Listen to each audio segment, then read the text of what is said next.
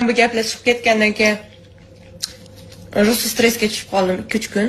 Yaxshilikka ekan. Afatim ko'tarildi.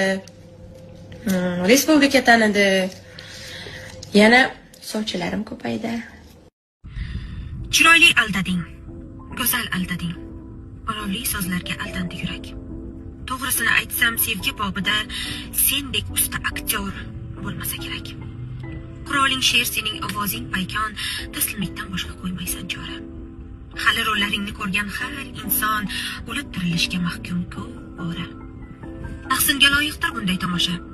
Ofarin, qarsaklar, olqishlarni ol. Pardaning ortiga o'tasan shosha, men so'nggi qatorda o'tiribman lol.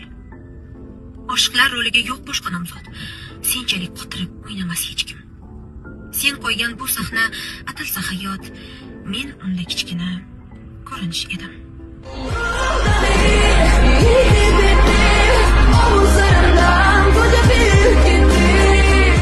Meni ko'nglima deydi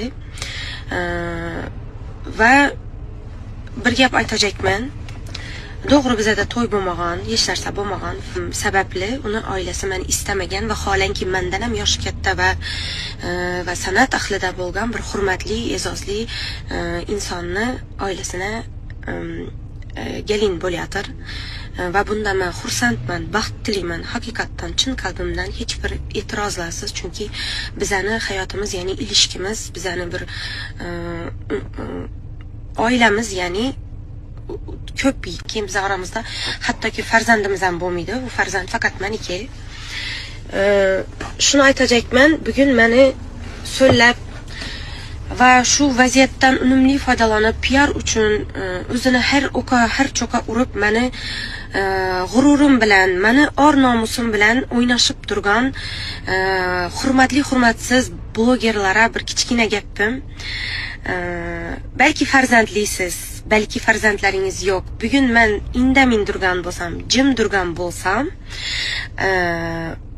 o'g'limni g'ururi uchun. Chunki meni o'g'lim hali katta bo'ladi. Shu vaqtimda so'raydi, "Opa, ona, menda shunday holatlar nechun bo'lgan?" degan vaqtimda men unga chiroyli javob berishim uchun jimman.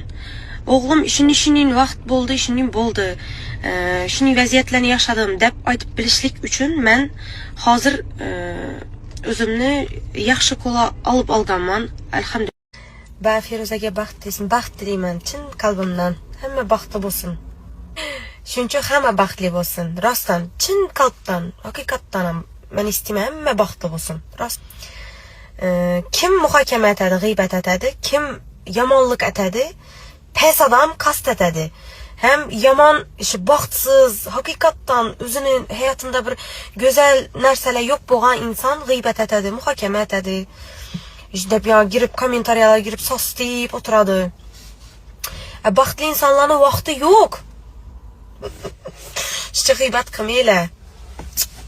Yaxshi emas bu.